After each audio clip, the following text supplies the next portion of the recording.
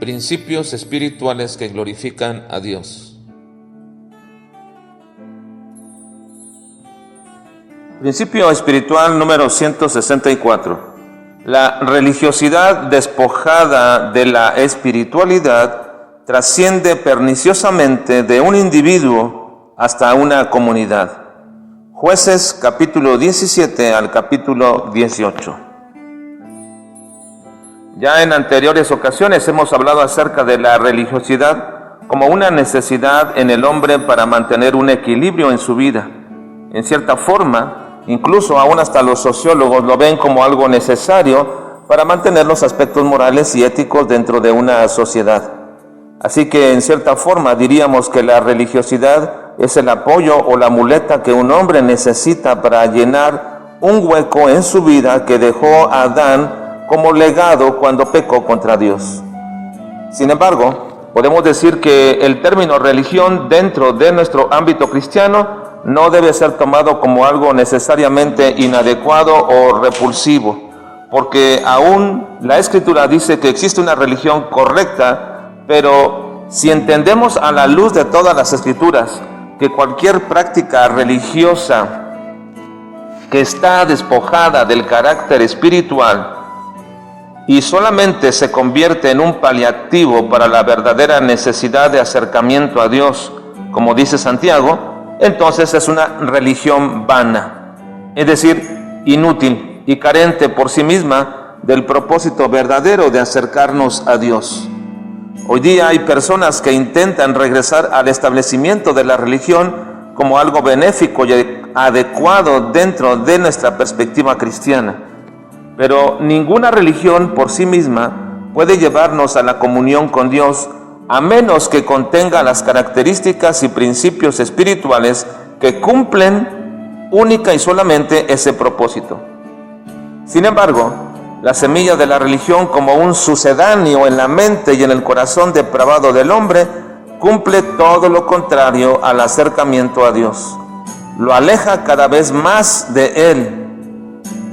Un ejemplo muy palpable de esta condición la encontramos en estos dos capítulos del libro de Jueces, donde se pronuncia una frase que nos pone en el marco histórico de la condición del pueblo de Israel. Dice que en aquellos días no había rey en Israel y cada uno hacía lo que bien le parecía.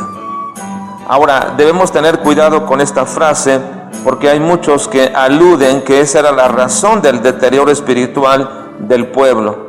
Pero recordemos que la presencia de un rey no era la solución del acercamiento espiritual del pueblo para con Dios. Así que yo creo que principalmente esta frase tiene que ver con el hecho de las condiciones políticas y sociales que imperaban en aquellos días en Israel. Y es aquí donde se presenta el caso de un levita errante y un hombre cuya condición espiritual quiere ser arreglada o suplida por la religión que él mismo se inventó. Micaía había robado a su madre una cantidad muy grande de dinero. La madre había maldecido a quien había robado sin saber que era su propio hijo. Y después hizo un voto de consagración de ese dinero pagándolo por su hijo. Después de que éste le confiesa el robo y le entrega el dinero, la madre hace dos imágenes, una de madera y la otra de fundición.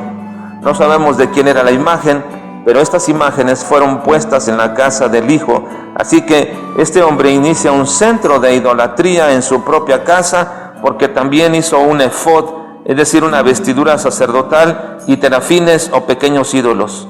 Y luego consagró a uno de sus hijos para que fuera el sacerdote. Después se encuentra con el levita errante y lo invita para que sea el sacerdote de aquel lugar idolátrico, aceptando el levita tal posición. La tribu de Dan, en su búsqueda por tierras para habitar, se encuentran con el levita y con la casa idolátrica de Micaía. Así que se llevan a los ídolos y también al sacerdote para que establezca esta religión en toda la tribu de Dan. Esta condición idolátrica se volvió la religión oficial de aquella tribu dentro del mismo pueblo de Israel hasta el día del cautiverio. Y en ello, en tan lamentable condición de religiosidad falsa, despojada de la verdadera espiritualidad en la búsqueda real de Dios, también participó uno de los nietos de Moisés llamado Jonatán. Cuán fácil, hermanos, es desviarnos de los verdaderos propósitos espirituales en nuestra vida cuando nos enfocamos más en las formas religiosas, es decir, actos externos, aunque estos sean buenos o benéficos o correctos para otros, y nos enfocamos más en ello que en el fondo de la verdadera necesidad de nuestras vidas, que es nuestra condición espiritual.